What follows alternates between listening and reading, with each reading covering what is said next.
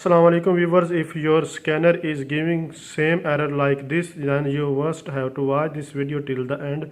In this video I will tell you how you can solve this problem. This is a Canon scanner DRC230. You can see that the error is still here. This is a very simple method. If your door, I tell you, if your door is not correctly closed, then this error will be occurred. This C means close your door. Then you have to close the door, then this error will be gone. You can see that here is a open button. If you open it and it not fixed like this, you can see that here is the scanner is open. When the scanner remains open, then this error will be occurred. You can see that here is also see that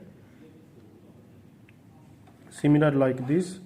You can see if you open the door, then the same error will be seen. As you can see that the error is same. If you close this door correctly, then this error will be removed. Let's see. It's not working.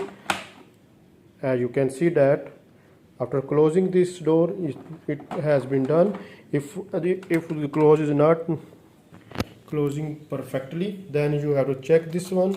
This can also be opened. You can see that if the rollers are came out from the hair, then the same problem will be occurred.